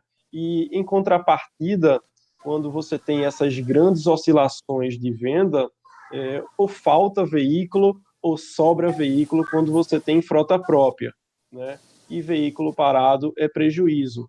Faltar veículo, baixa o nível de serviço. Então ele fica encurralado, né, entre um problema e outro, nível de serviço e o custo baixo. O que eu estou vendo acontecer muito fortemente nos distribuidores é a frota mínima para uma venda mínima, para uma demanda mínima. E os picos de venda, ele já passa a terceirizar muito mais facilmente. Só que isso quer dizer que ele está experimentando a terceirização cada vez mais. E a gente já percebe na nossa carteira de clientes várias empresas terceirizando, depois dessa experiência positiva com frete terceirizado, 100% das suas entregas através de transportadoras ou do caminhoneiro agregado, né? Então, no meu ponto de vista, esse é um caminho sem volta. Porém, as transportadoras precisam se preocupar na manutenção desse nível de serviço que ele consegue dar ao distribuidor com a sua frota própria, porque ele tem um motorista que conhece o cliente, porque ele tem a informação completa em tempo real acerca das suas entregas, e, do meu ponto de vista, àquela grande questão que a gente vem discutindo. A tecnologia é um grande aliado nesse momento para que as transportadoras consigam manter esse nível de serviço aí para esse mercado atacadista distribuidor. Mira, a palavra da vez em toda roda de empresários que eu converso é transformação digital. Percebeu-se que as empresas que tinham canais alternativos de venda e distribuição foram menos impactadas pela pandemia. As indústrias praticamente só falam aí do D2C, né, a entrega direta ao consumidor final. Ao mesmo tempo, a gente vê milhares de varejistas e empresas de alimentação adotando de forma definitiva o e-commerce e os serviços de delivery. Essas mudanças elas vão impactar de alguma forma a maneira de contratar serviço de transporte? Sim, Daniel, mas se me permite, eu quero só dar um pulinho para trás aí e comentar algumas coisas que meus amigos registraram. Primeiro é a visão macroeconômica, pena que a gente não tem agora no governo um ministro intervencionista, né? Corroborando com o Taiguara, ele é um cara que queria menos Estado na economia e, infelizmente, por esse desastre, agora precisaríamos de um ministro intervencionista. Então, ele que estudou em Chicago, ele odeia essa história de o governo emprestar dinheiro, de imprimir dinheiro, né, da teoria de John Maynard Keynes de promover, de enterrar dinheiro e sugerir que as pessoas desenterrassem o dinheiro para salvar a economia. Aliás, foi a tese que salvou a economia norte-americana na crise de 29, né, a tese do John Maynard Keynes. E o Paulo Guedes não é um intervencionista, né? Ele gostaria de ter menos Estado. Infelizmente, nós vamos precisar de um Estado para, pelo menos, religar a economia nos próximos meses. E você também mencionou o normal, né? Eu diria que não vai voltar ao normal, corroborando o que você mencionou. Vai existir um novo normal, onde as pessoas vão precisar de menos espaço físico, vão saber trabalhar de home office, vão fazer coisas remotamente, né? Inclusive o governo, que vai se digitalizar às pressas, como toda, entre aspas, boa guerra, né, adianta a tecnologia. Né? E nas guerras é que surgiram alguns aparatos tecnológicos maravilhosos. Se a gente imaginar que nós estamos numa guerra, o governo vai ter que fazer sua parte e vai ter que se digitalizar também. Vai ter que entender que essas fiscalizações que são feitas, né, por papel, como você mencionou, com os fiscais nas barreiras estaduais de fiscalização de ICMS, que fazem fila dos caminhoneiros para carimbar uma nota fiscal, um manifesto de cargo, como você registrou, esses caras vão ter que passar. E esse período de 1 mês ou 2 ou 3 que a gente possa viver no período de isolamento social vai obrigar o governo a viver em regime de MVP. Né? Em startup a gente chama de um produto mínimo viável. Vão ter que entender essas novas tecnologias e, muito possivelmente, algumas coisas que estavam na gaveta para ser implementada pelo governo vão ser implementadas em 2 meses. Coisas que ficaram em 1 ano sendo debatidas em algumas comissões, de repente vai começar a acontecer no Brasil. Isso é o que eu imagino. E outra coisa que o Emílio registrou agora há pouco, essa forma das empresas, os atacadistas e algumas transportadoras terem os seus veículos porque elas não contavam com os terceiros, né? Porque o terceiro eventualmente não se podia controlar, não se tinha visibilidade, não podiam contar com o caminhoneiro. Né? Ou então um veículo terceiro.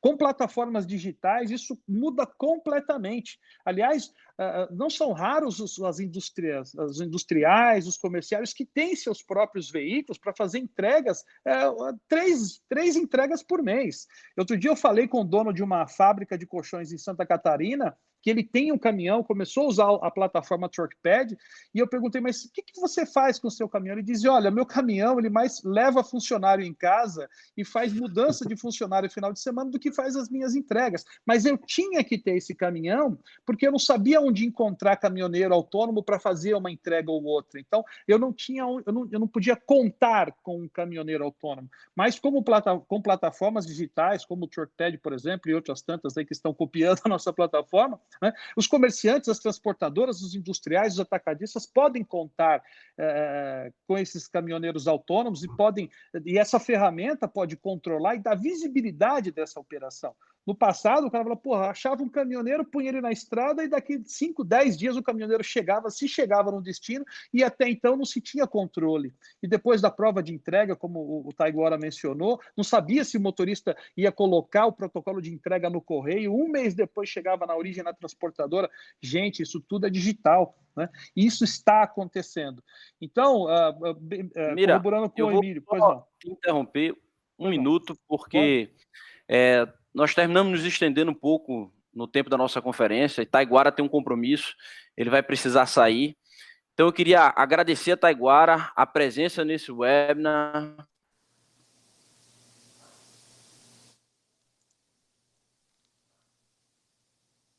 Acho que o transporte de carga. Taiguara, mais uma vez, obrigado pela presença e pelo tempo disponível para participar desse bate-papo.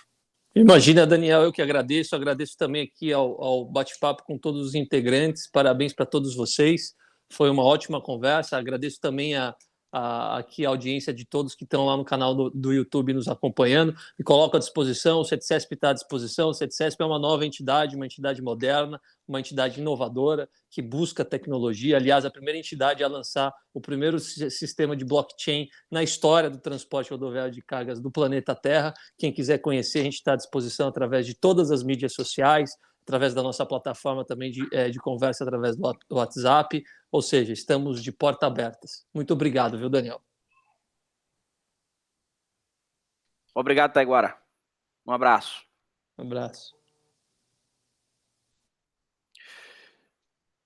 Bom, Mira, desculpe ter interrompido, podemos retomar. Tá bom, não só para completar, Daniel, de novo, o tema da frota, hoje os comerciantes, os transportadores, os atacadistas que sejam, eles podem contar com caminhoneiros autônomos e não precisam dos seus caminhões próprios, né? E agora, quando nós estamos passando numa crise que alguns ativos que não fazem sentido para algumas empresas vão ter que ser disponibilizados, notadamente vão ter que vender, e muitas empresas vão vender caminhão. E podem vender tranquilamente, porque eles podem contar com plataformas como o TruckPad, né, para localizar, contratar e ter visibilidade sobre as operações dos terceiros, Daniel. Apenas um complemento aí às menções do Emílio e o debate quando a gente tratou do tema da terceirização da frota. Mário, eu acho que a gente vai precisar sair dessa crise o mais rápido possível. E você acompanha dezenas de empresas de tecnologia do setor de transporte, através do seu trabalho na Praxio e na Greenbridge. Como é que a tecnologia pode ajudar o setor de transportes a sair o mais rápido possível dessa crise? Acho que um primeiro comentário inicial é que o mercado de transporte ele é um ecossistema, o que às vezes não é tão evidente para quem não está inserido diretamente nele. O pequeno embarcador, por exemplo, pode não ter ciência de que o preço do frete dele é diretamente afetado pelo frete de retorno. E que em um cenário de erosão da demanda e falta de otimização da cadeia logística, como a gente experimenta hoje, vai inevitavelmente levar a um aumento desse custo.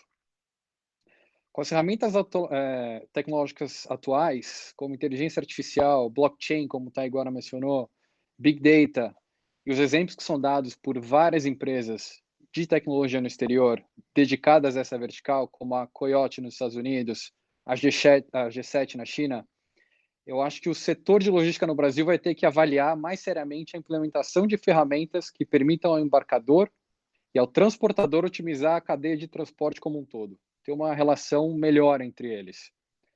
Do lado do embarcador, medidas como, até já mencionei algumas, compartilhamento de cargas, análise preditiva de demanda, podem aumentar a eficiência operacional e tornar a relação com a empresa de transporte mais saudável. Do lado do transportador, otimizar o processo de match de carga, contratação de novos fretes vai ser algo fundamental.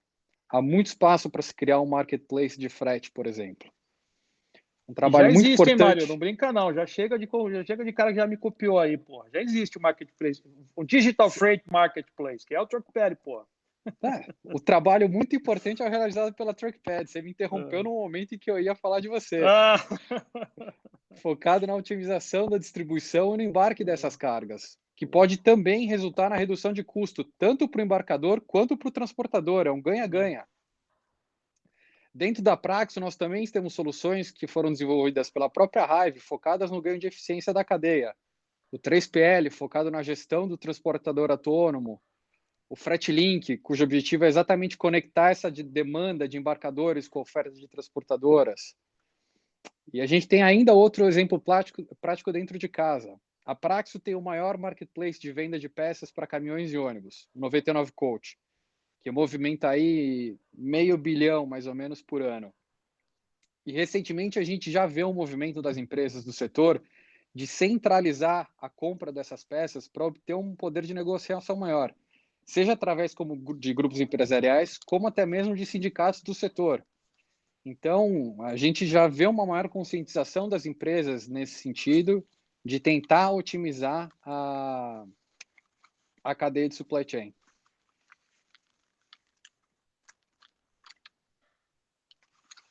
Ótimo, Mário. Bom, pessoal, terminamos nos estendendo um pouco.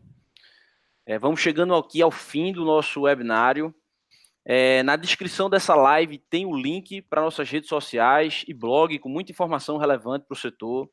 Também aqui colocamos o link do site da Hive Cloud, caso queiram conhecer um pouco melhor nossos produtos. Eu queria convidar vocês para dar uma última mensagem acerca de expectativas dessa crise, uma mensagem para os transportadores, atacadistas, distribuidores, para os empresários que estão nos assistindo nessa live. O que é que vocês têm a dizer para eles? Que mensagem vocês gostariam de passar? Eventualmente eu posso começar, Daniel, usando uma máxima muito antiga, uma das primeiras máximas que eu aprendi em gestão empresarial, que crise é oportunidade. Então, tem aqueles que vão sentar no canto, chorar as pitangas e torcer para a volta do normal, né? E outros tantos vão perceber uma grande oportunidade, que não existe mais aquele antigo normal, existe um novo normal, e a tecnologia ela é absolutamente democrática. Todo mundo tem acesso, todo mundo pode utilizá-la e está cada dia mais barato. Então, existe uma grande oportunidade aí para criar, de fato, ambientes disruptivos, eliminando atravessadores, sendo muito mais dinâmicos e criando oportunidades comerciais para os empreendedores de verdade. A tecnologia aliada à logística é a palavra do sucesso e do novo arranque pós-crise do coronavírus, Daniel. Emílio? Eu gostaria de reforçar as palavras do nosso amigo Carlos. Eu realmente acredito muito no poder da tecnologia. E confesso que rodando no mercado, eu fico até surpreso do nível de atraso, podemos dizer assim, que as empresas de transporte possuem do ponto de vista tecnológico em relação a outras empresas como a indústria ou como o varejo. Eu acho que nesses momentos de crise é momento da gente olhar para dentro e rever nossas estratégias, rever nossos processos, rever principalmente a nossa tecnologia. Tecnologia, pessoal, não só porque faço parte desse mercado e consigo entender os ganhos que a gente obtém com a implantação de tecnologia, mas tecnologia comprovadamente, por vários cases de implementação, é um investimento que se paga várias vezes, né? Então, entenda o que existe de tecnologia, Hive Cloud, Truckpad, Fusion, são 3 exemplos, mas existem dezenas, centenas de exemplos de empresas de tecnologia para esse mercado de transporte, e eu acho que esse é o momento de vocês entenderem o que é que se aplica para o negócio de vocês, tá? Nesse momento de crise, temos que reforçar o nosso trabalho, temos que realmente arregaçar as mangas, botar a bunda na cadeira e fazer o negócio acontecer e não ficar realmente cabisbaixo e deixar a coisa pegar a gente. Então, contem com o nosso apoio e qualquer dúvida, mensagem ou bate-papo que vocês queiram bater, eu estou disponível aí para posteriormente nas redes sociais da Fusion, vocês conseguem localizar muito facilmente, estamos aí aberto. Obrigado a todos vocês, obrigado Daniel, ao Carlos, o Mário, acho que foi excelente aqui o nosso bate-papo. Emílio, você me permite um rápido comentário, Daniel, antes de você encerrar? No passado, a tecnologia era muito cara. No passado, eram raras as empresas que se aproximavam das transportadoras e eram milhões de dólares para se implantar uma tecnologia, por exemplo, de rastreamento de veículos por via satélite, que só o aparato custava $10 mil, e vocês se lembram disso. Hoje, essa tecnologia é tão simples quanto um smartphone. A tecnologia está disponível para todo mundo. Então, várias startups que todo dia nascem, tem mais startup do que buraco de formiga recentemente na economia mundial, soluções de todos os tamanhos, de todos os tipos, e que criam as mesmas soluções para as empresas, soluções que nós temos como consumidores finais. Nós queremos coisas simples, nós queremos coisas a um toque de um botão, e pasmem os empresários, pasmem os empreendedores tradicionais de transporte. Essas mesmas tecnologias estão à disposição das empresas também. Então, só para a última palavra, obrigado a vocês também pela oportunidade. Mário? Só complementando, na verdade, o que já foi dito por todos os colegas, eu acho que vamos ver o que o novo normal vai nos trazer. Como eu também já reforcei, eu acho que as empresas têm que se preparar para mudanças permanentes e não apenas temporárias. E sem dúvida, o impacto da tecnologia, como já foi pontuado aqui pelo Carlos, vai ser essencial em nos ajudar a superar esse movimento. Eu acho que vai ter muita lição aprendida para todos, inclusive para o governo. A Praxio é uma empresa que tem mais de 30 anos, então nós sabemos o quanto o setor é resiliente, o quanto as empresas são ágeis na resposta, independente das limitações que o momento traz. Não é a primeira crise que a empresa atravessa, e eu tenho confiança que esse novo normal, como o Carlos também já reforçou, vai trazer diversas oportunidades. Bom, pessoal, gostaria de agradecer mais uma vez a vocês por ter disponibilizado o tempo para participar desse bate-papo. Foi muito enriquecedor. Nós já recebemos aqui diversas mensagens de parabenização e agradecimento em nossos canais de comunicação. Foi realmente uma honra tê-los conosco. Eu tenho uma experiência particular de, desde 2001, acompanhar esse segmento de transporte de cargas. E, ao longo de toda essa trajetória, tenho trabalhado através da Hive Cloud para levar a tecnologia para o dia a dia do transportador de carga. Então, por isso, eu não poderia deixar de terminar esse webinário parabenizando e agradecendo ao mesmo tempo os empresários do setor de transporte por duas características fundamentais que eu percebi ao longo de todo esse tempo. A primeira é a resiliência. O empresário de transporte talvez seja o segmento da economia com maior resiliência. E, obviamente, por também estar continuando na prestação de serviço, mesmo submetido a todos os riscos que o coronavírus submete os profissionais do setor. Então, profissionais do setor do transporte, parabéns, obrigado por estar participando também pelo webinário. Queria também pedir desculpas por não ter tido tempo de responder as perguntas que foram feitas, mas vamos trabalhar com nossa equipe para tentar responder essas mensagens que foram passadas aqui nos comentários e mandar essa informação posteriormente através de uma postagem no nosso blog ou, eventualmente, através da realização de outro webinar. Então, pessoal, desejo a todos uma ótima noite, muito obrigado e até o próximo webinário.